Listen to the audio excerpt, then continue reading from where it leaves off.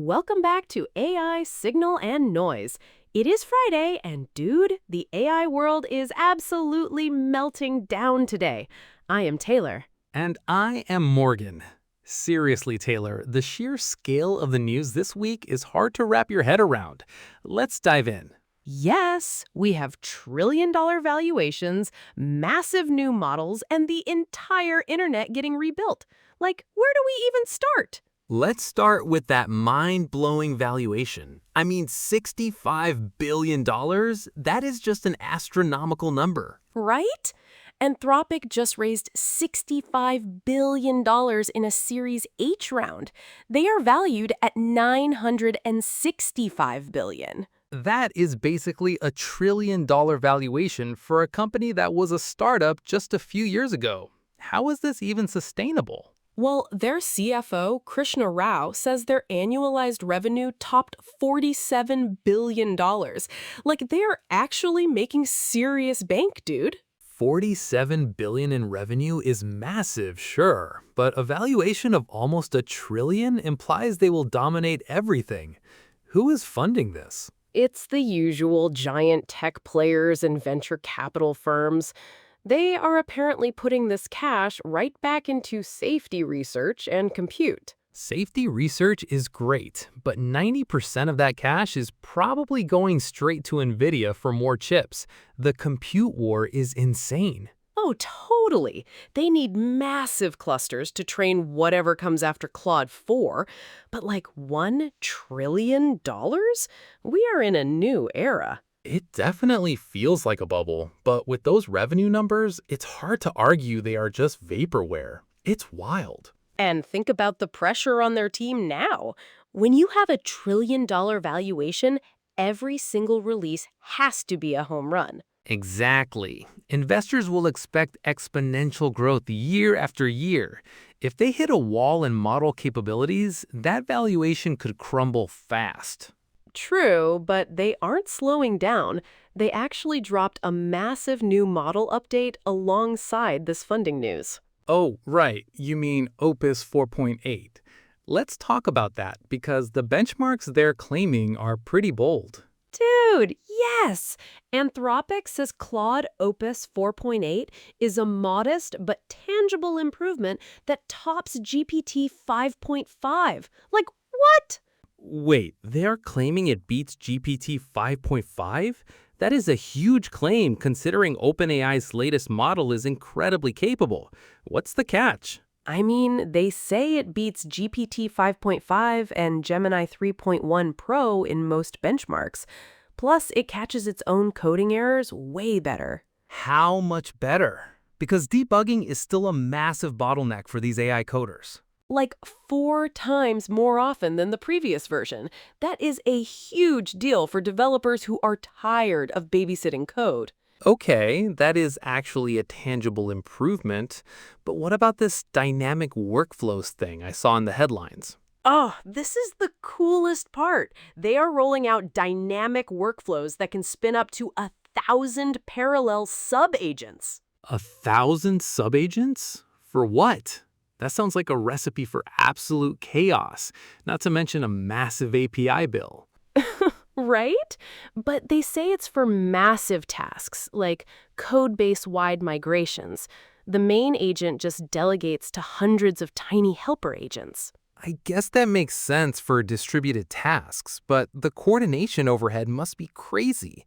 How do they keep them from hallucinating? They've built in guardrails, and they also launched a cheaper fast mode to keep costs down. It's currently in research preview, though. Still, 1,000 agents running in parallel is a massive paradigm shift. We're moving from single chatbots to digital factories. Exactly. It's like having a whole department of junior developers working for you instantly. It's just mind-blowing, dude. It is, but I still worry about the security implications of letting 1,000 autonomous agents loose on a proprietary code base. Oh, for sure. One rogue agent commits a bad loop and boom, your whole system is down. But man, the speed is tempting. It's a high-stakes game. If it works, it saves weeks of manual labor. If it fails, you're looking at a debugging nightmare. I'd take the risk, honestly. Imagine migrating an entire legacy system in 10 minutes. That's worth a few bugs, right? Maybe for a startup, Taylor, but enterprise clients are going to be very cautious about enabling that feature. That's a fair point. But whether they like it or not, the whole tech ecosystem is shifting to accommodate these autonomous agents. You're talking about that TechCrunch article, right? The one about the internet being rebuilt for machines instead of humans? Yes, it's so fascinating. As AI agents move from experiments to production, AWS and Cloudflare are redesigning their entire cloud infrastructure. It makes sense. Right now, websites are designed for human eyes. HTML, CSS, slow loading speeds. Machines don't need any of that. Exactly. They don't need pretty layouts or ads. They just need raw, structured data.